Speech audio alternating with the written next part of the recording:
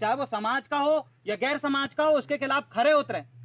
अगर आप शांत बैठोगे तो आज आपके सामने ये हुआ है और हमेशा होगा।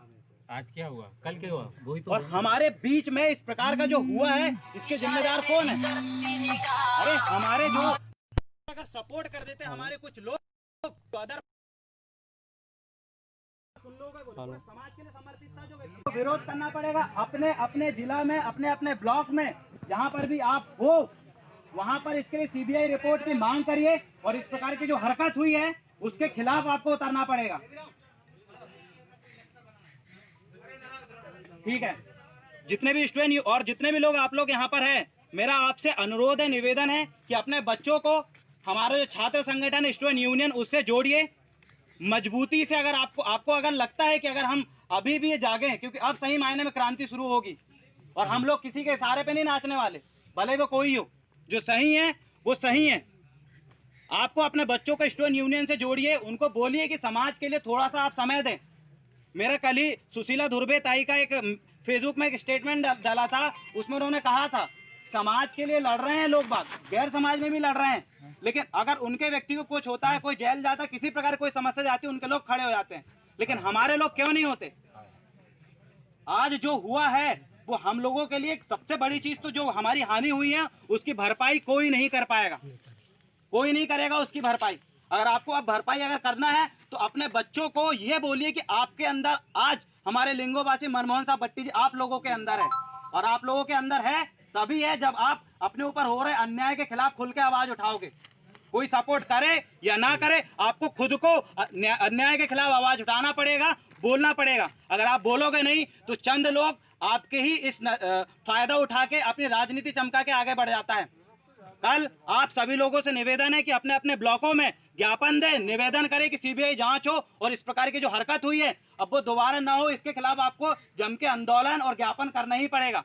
और अब आगे की अगर बात करें, अगर आपको चाहिए कि कुछ लोगों को ये लगता है कि अब भट्टी जी के जाने से पूरा खत्म हो चुका है, ऐसा नहीं है। उनके जो मार्गदर्शन है, उनके जो आपको बताए गए जो नियम है, उनके खिलाफ, उनको लेकर अगर उनके अनुसार अगर आप उतरोगे तो आज भी हम उस मूवमेंट को फिर से खड़ा कर सकते हैं जो आज दबा हुआ है। हमारे लिए सोचने का विषय है। अगर हम आज भी नहीं उतरे तो साथियों जो आपके साथ हो रहा है वो सबके साथ होगा। कुछ लोगों ने मेरे को धमकी दिया था फोन के माध्यम से कि तू जितना उचक रहा है तुम्हारी औकात नहीं है। मैंने बोला कि तुम रोक लो। जिस समय भट्टी जी थे उनके साथ भी हम कदम से कदम मिला के खड़े हो। कुछ लोग हमको भटकाने की कोशिश कर रहे थे, लेकिन हम मूर्ख नहीं है, पढ़े लिखे हैं, समझदार हैं, किसी के इशारे पर नाचने वाले नहीं है। भट्टी जी के मार्गदर्शन में हम चलेंगे, उनके एक एक वचन हमको याद है। चाहे राजनीति और सामाजिक हो, अब युवा राजनीति में कदम रखेगा। और जितने सियाने हैं आप इनको मौका दो, अपने बच्चों का मौका दो आगे आने का।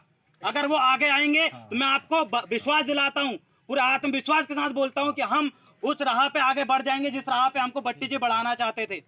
जिस मिशन को उन्होंने अधूरा छोड़ा है, उस मिशन की जिम्मेदारी युवाओं के हाथ में है।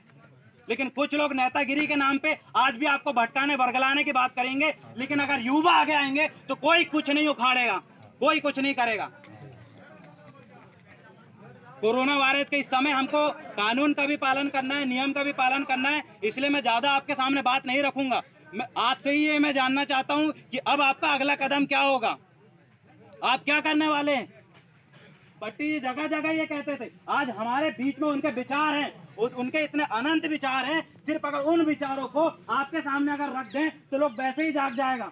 जो वो बोलते थे, जिस पीला गमछा को लेकर वो बोलते थे, आज आप देखिए भट्टी जी ने कई स्टेजों में हमारे सामने बोला है कि पीला गमछा डालिए, लेकिन आज उनके ही अंतिम दर्शन के लिए जो लोग आए उन लोग ही, कई लोगों ने पीला गमछा नहीं डाला है। उनकी दलाली आप समझ सकते हो। वो पीला गमछा नहीं डालना चाहते, वो उधर भी मजे मार रहे हैं और इधर भी मजे मार रहे हैं। ताली पर कोई नहीं बजाएगा। ये आपको याद रखना, पीला गमछा डाले। जो भट्टी जी ने कहा है उनके एक एक विचारों को अपने अंदर उतारें। आपके यूट्यूब में, फेसबुक में, हर जगह उनके वीडियोस मिलेंगे और जो करीबी उनके साथ रहे हैं उनके मार्गदर्शन में रहें।